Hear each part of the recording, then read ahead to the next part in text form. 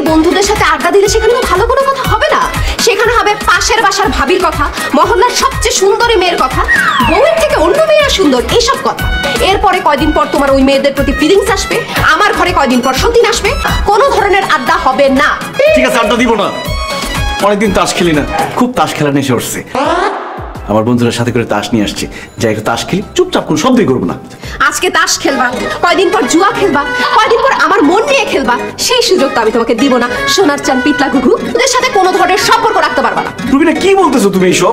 ওরা আমার ছোটবেলার বন্ধু, ছোটবেলা থেকে ওদের সাথে খেলছি, ঘুরছি, আড্ডা দিছি, এখন ওদের সাথে সম্পর্ক রাখতে পারবো না কেন? কারণ সৎ সঙ্গে স্বর্গবাস আর এই অসৎ সঙ্গে সর্বনাশ, আর আমি তো তোমার বউ হয়ে তোমার এত বড় সর্বনাশ হইতে দিতে পারি না। দাঁড়া আছেন, যান এখন বাসা থেকে বেরোন, নাইলে কিন্তু সবগুলা শরীরের ময়লা পরিষ্কার করে দিব।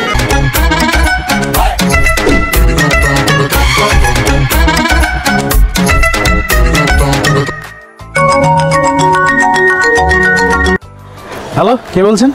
ও মাই গড ইমরান, তুমি এটা কি বললা? আমি কে? আমি রুবিনা, তোমার এক্স। তুমি কি আমার নাম্বার ডিলিট করে দিছো? অবশ্যই তোর নাম্বার ডিলিট করে দিছি। তোর নাম্বার রেখে কোনো লাভ আছে? সেই স্কুল লাইফ থেকে তোর সাথে আমার প্রেম চলতেছে, তারপর কলেজ লাইফ, তারপর ভার্সিটি লাইফ।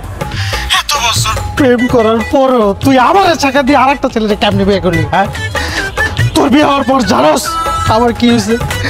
আমার মাথায় কোনো কাজ করতেছিল না, আমি কি করবো কিচ্ছু বুঝতেছিলাম না।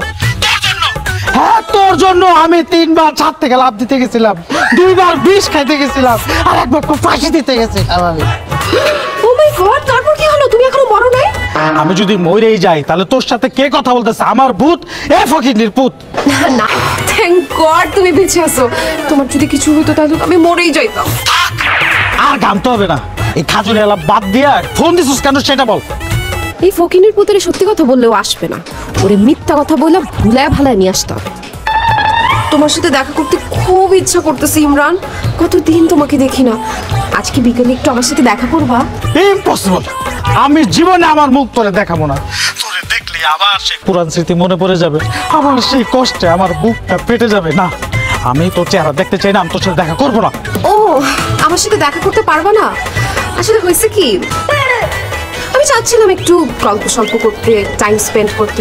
এখন তুমি যদি না আসতে চাও তাহলে? কোন ফকিনির মতো বলছে আমি আসবো না?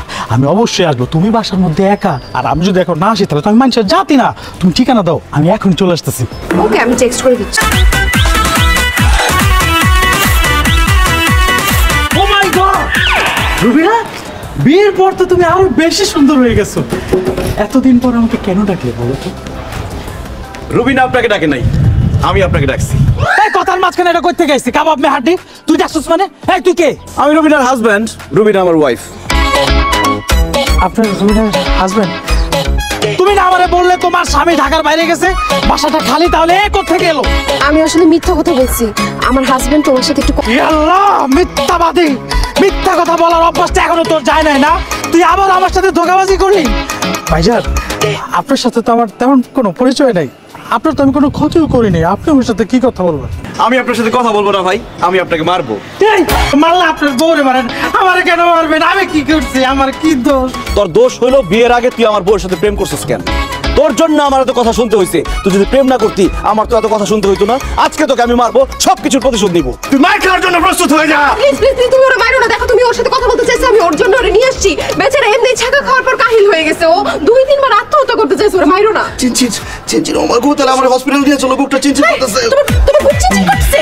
তাহলে মারো, তাইলে মারো। এই কি বলে? আমি মার খাবো কেন? আরে আরে, আমার ভালোবাসা দোহাই লাগে, একটু মাইর খাও, অল্প একটু দিবে। আর ওর হার্ট অ্যাটাক হচ্ছে তো বেশি জোরে দিতেও পারবে না, আস্তে করে দিবে। একটু মাইর খাও প্লিজ। আরে ওকে আস্তে মারো, হ্যাঁ আস্তে মারো, আসতে পারেন? হ্যাঁ, আস্তে।